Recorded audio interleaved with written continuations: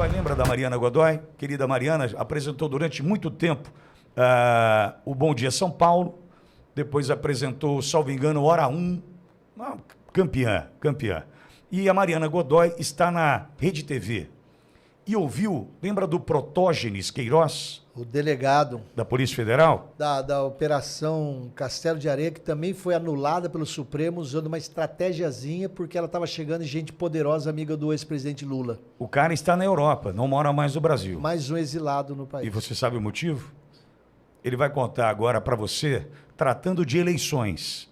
Eu fiz um recorte aí dessa entrevista. A Mariana Godoy foi até Protógenes, na Europa, para conversar com este brasileiro. Bom, ele tem notícias importantes, informações importantes. Dá um play aí, Edson. E eu mesmo fui investigar a minha fraude, né?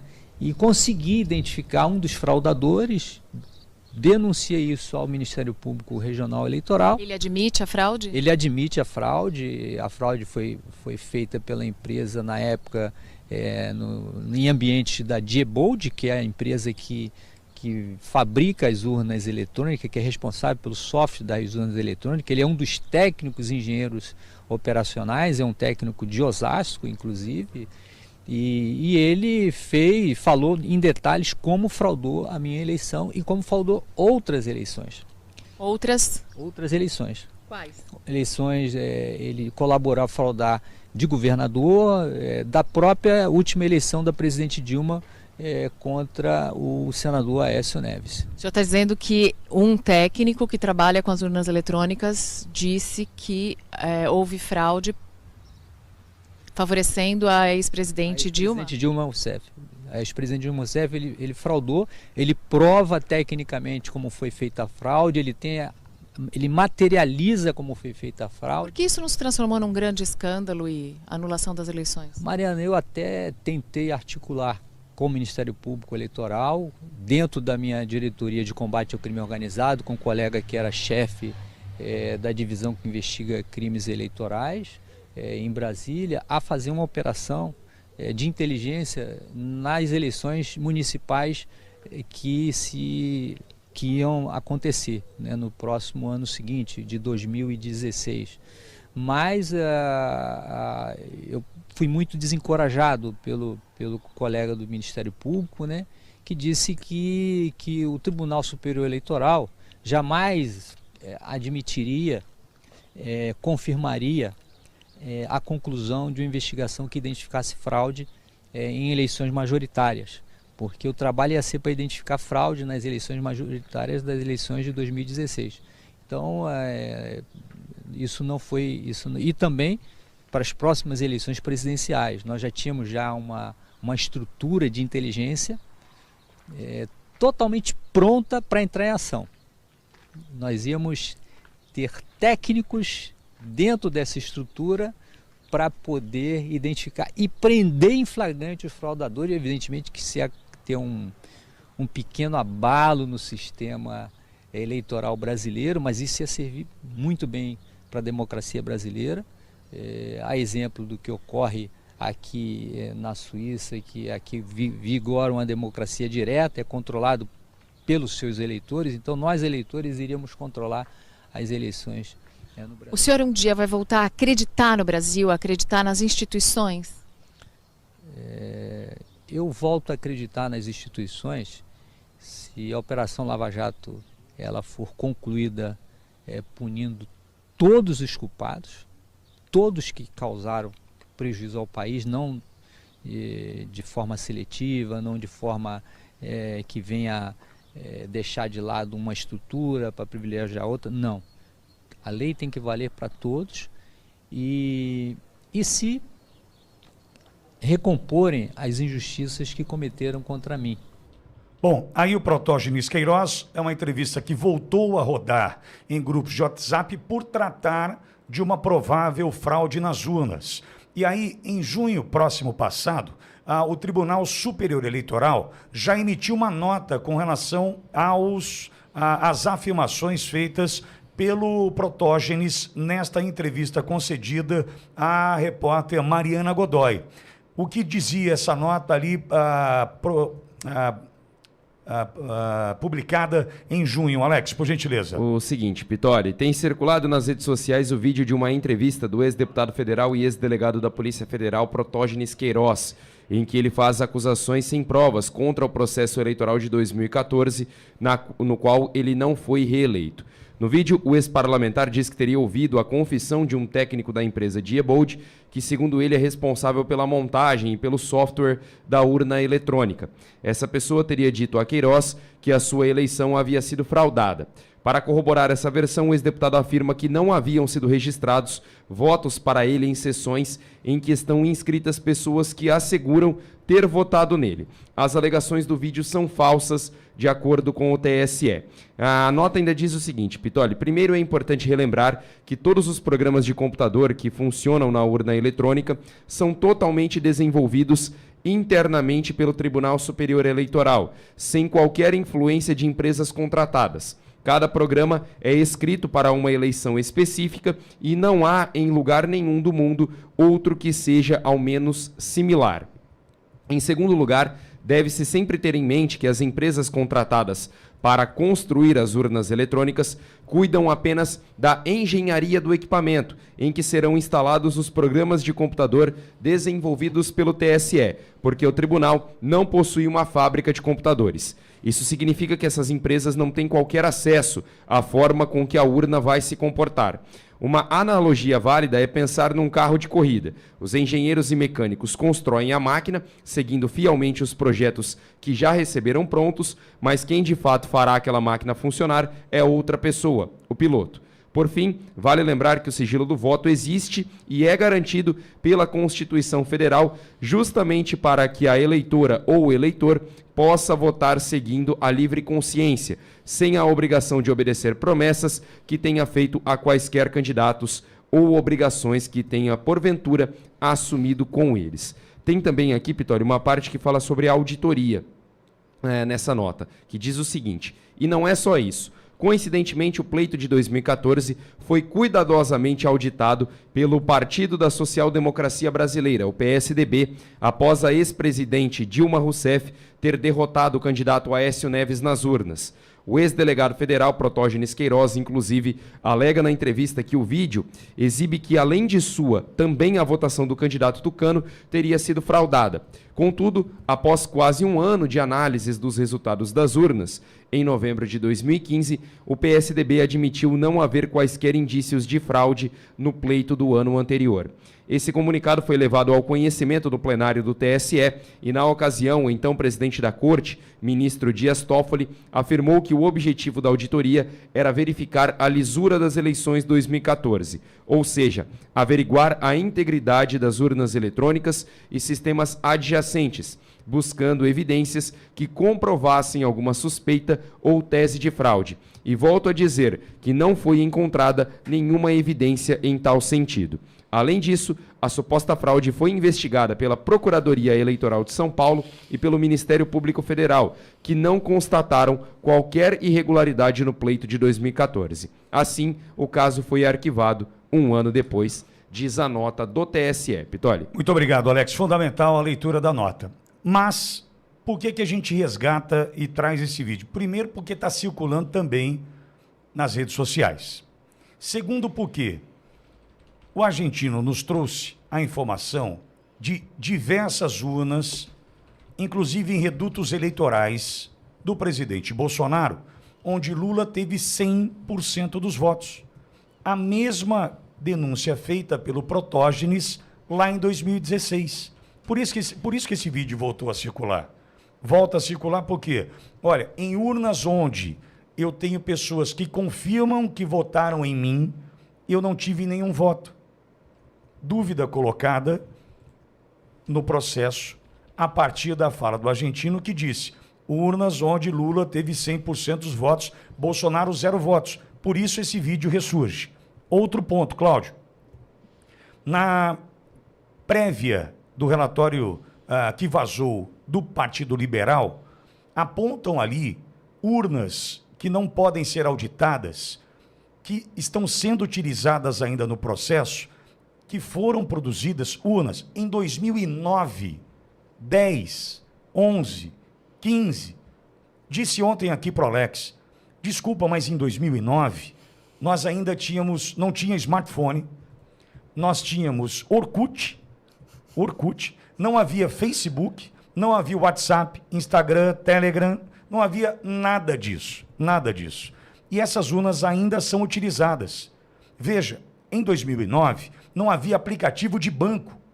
Os bancos não estavam preparados para os riscos de fraudes que são cometidas diariamente às pencas.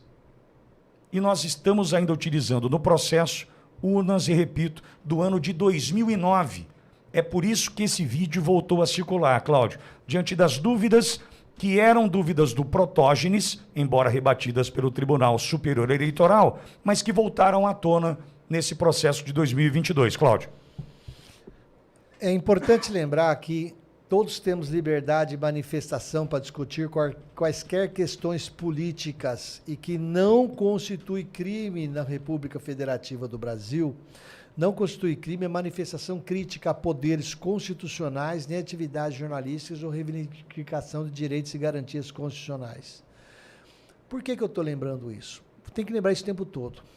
No seu artigo 359-T do Código Penal, e nós temos também que é vedada a censura. Quer dizer o quê? Eu que sou brasileiro, amo o meu país, eu desejo que a democracia seja forte, segura, intocada nesse país. Desejo que o Brasil eleja democraticamente quem quer que a maioria da população vote a favor.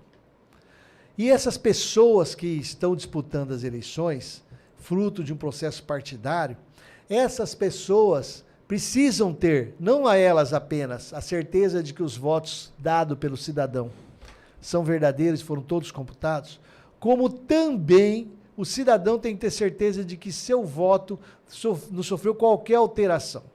Então nós temos o seguinte, nós temos candidatos que inclusive falam, eu não tive voto no meu nome, nem na sessão onde a minha filha vota.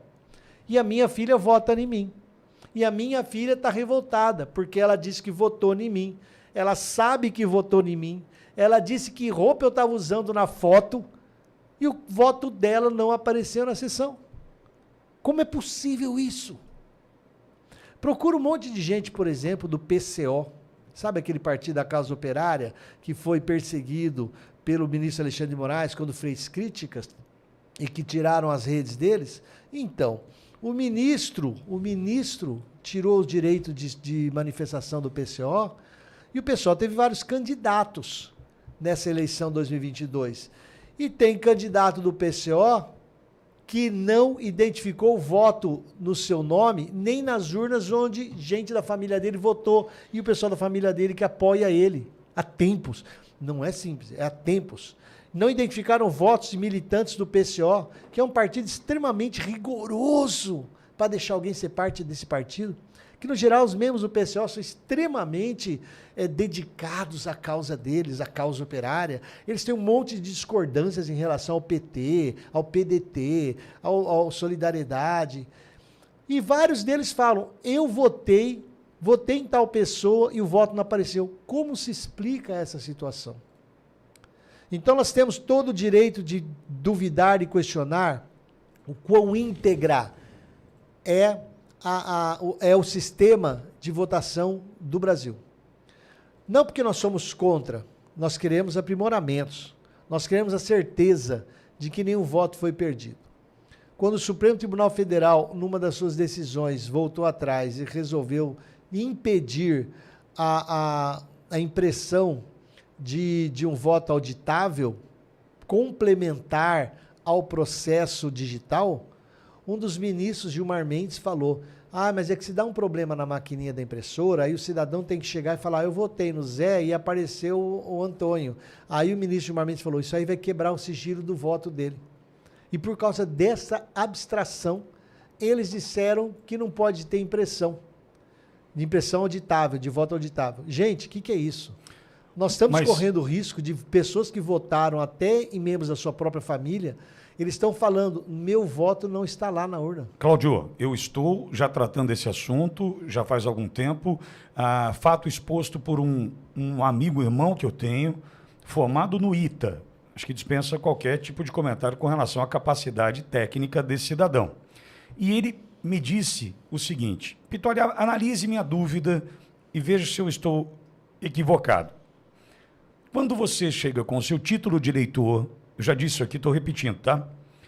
Mas tem coisas que são importantes serem repetidas.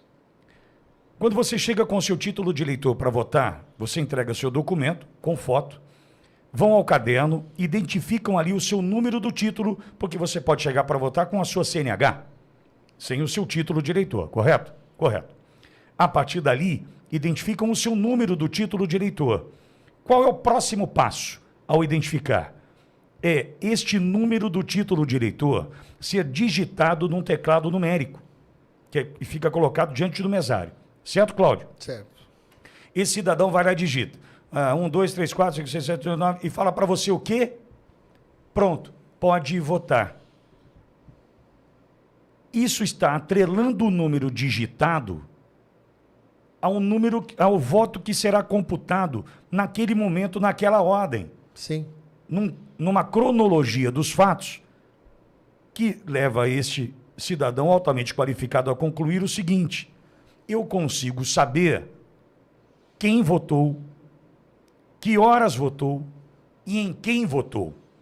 Tem uma entrevista do Danilo Gentili, alguns anos atrás, que o professor doutor da Unicamp, que é especialista nisso, trabalhou no processo para tentar checar, e eles da Unicamp falaram, descobrimos a sequência de todo mundo que votou. Então, e aí, está rodando, que a gente trouxe até na terça-feira aqui a questão do argentino, dizendo o seguinte: olha, eu consegui saber nome de eleitor, sessão, nome e quem votou.